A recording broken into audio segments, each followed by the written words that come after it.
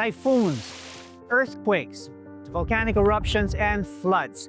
In recent years, the Philippines has faced a series of natural calamities that have left cities submerged, buildings damaged, and roads cracked. These challenges remind us not only of the importance of preparedness and resilience, but also of the need to build sustainably and responsibly for the future. In this episode of One Small Act, we take a closer look at how Ayala Land goes the extra mile to ensure that its estates, buildings, and communities are ready for whatever nature brings, all while keeping sustainability at the heart of every development. I'm Paulo Abrera, and this is One Small Act.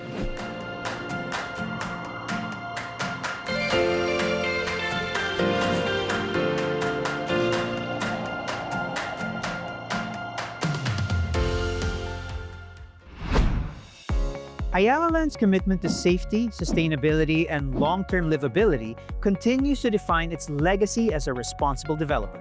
We speak with Ayala Land Estates Planning, Innovation, and Design Team Head Architect Nia Quimpo and Project Development Manager John Estacio as they share how Ayala Land Estates remains flood resilient through its stormwater management system, a testament to innovation built with care for both people and the planet.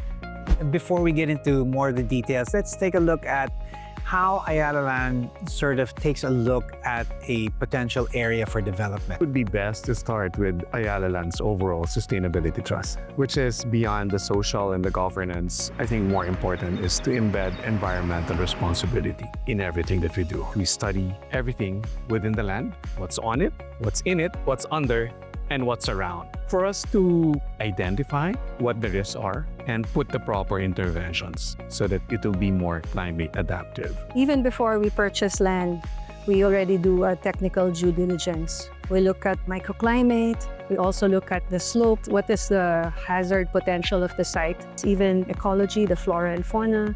We even look at the existing infrastructure to see how it will impact our future developments. Let's talk about your floodwater management system. Why is it so efficient? We try to mimic or replicate the natural hydrologic process. We make sure that the pre-development water flows are the same as post-development. In BGC, we had a water detention tank. In New Valley, we had the whole lake actually is a water detention as well. And in other estate, we have modular detention tank systems. And the process really is that during a storm event, the rainwater is actually collected into these concrete rainwater tanks. And after the stormwater event, these are slowly and eventually released into the river systems. I think the beauty of what you guys are doing is that you're integrating spaces like parks. It's a public space, it's also a space that absorbs water, and it's part of the design of the estate. In our various parks, they're either fitness parks or just green open space, or sometimes they're a recreational park. You could have sports events. So it's a very flexible space. And at the same time, we also use those parks as evacuation centers in case of an emergency. Parks also serve other purposes for us. It could be a landmark. It's also part of our connectivity and active mobility. For example, here in Makati, you could walk through Ayala Triangle Gardens to get to the other side. Beyond that, more practical, more advanced thinking would be the parks allow us to create biodiversity. You talked about some of these open spaces being the best candidates for evacuation areas in case of emergency hazard. Earthquakes would be one of those. What are some of the more specific earthquake-ready features that are built into the infrastructure of current developments? Resilience is really one of our focus areas. I mentioned earlier how we really do this technical due diligence, so that's part of it. And when we do the project conceptualization or feasibility studies, that's already incorporated in the design. And our hope, I guess, is really not for these stormwater management strategies and site resilience strategies, not to be unique to Ayala, but hopefully we can inspire others as well. People have seen the example, on Doi, all these really big storms.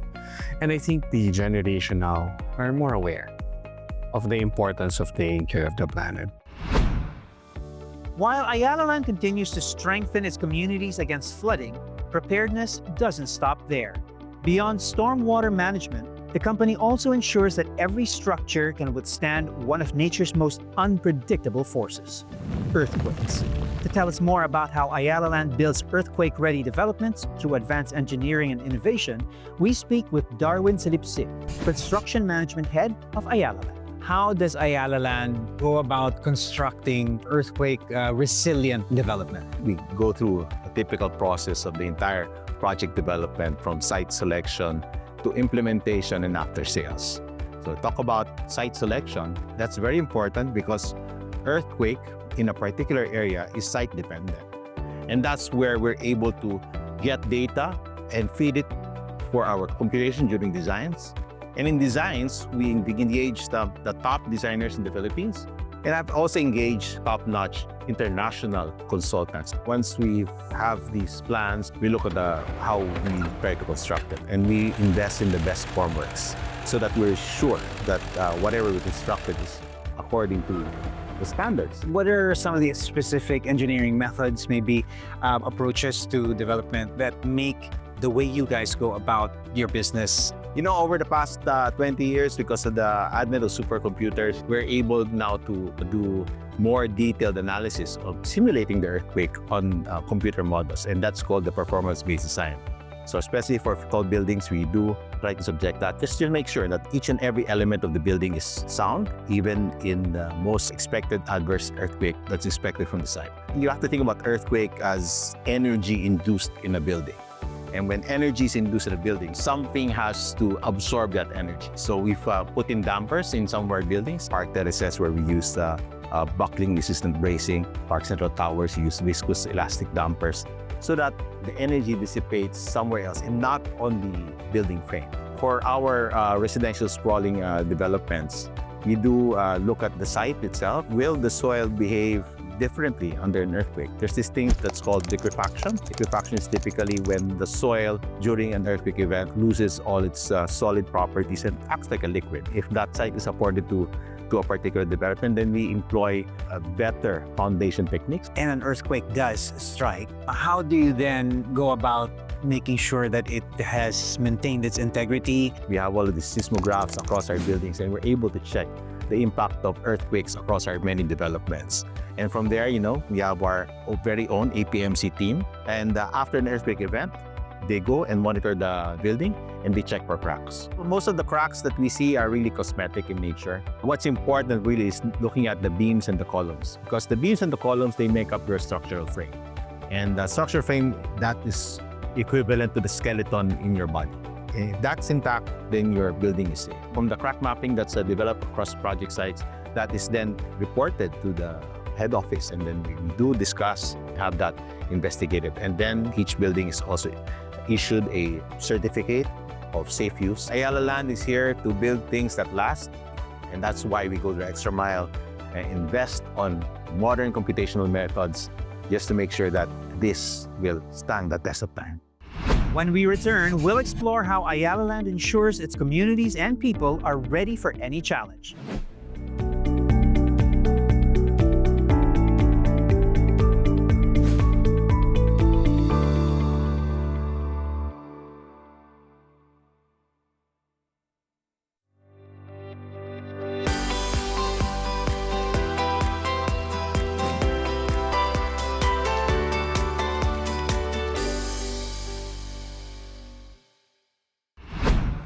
Disaster resilience goes beyond strong structures and advanced systems. It's also about people being informed, equipped, and ready to respond.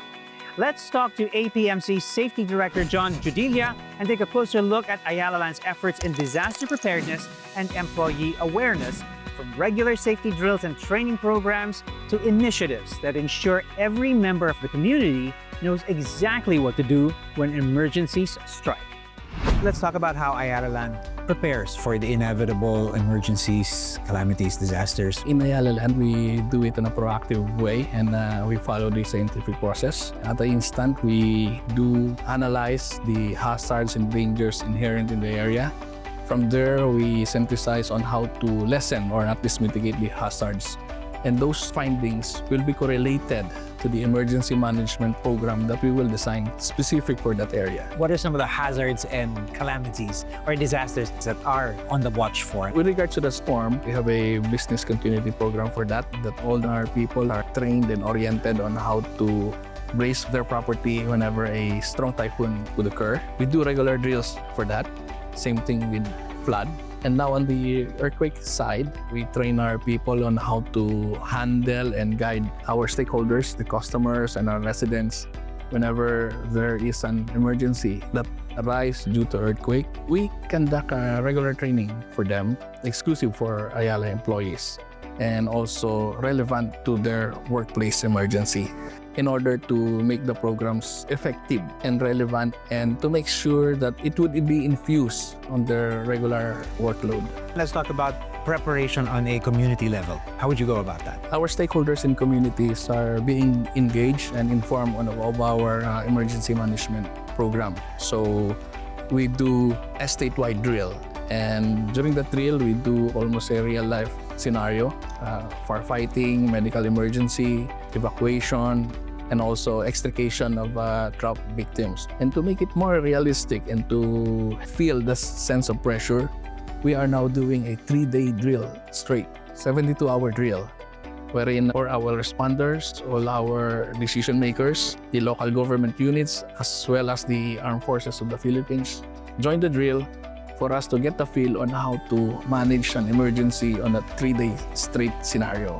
Dealing with emergency requires a lot of preparation during peacetime.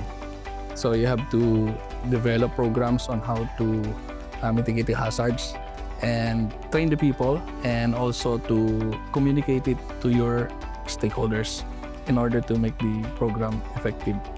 Thinking during emergency doesn't help you much.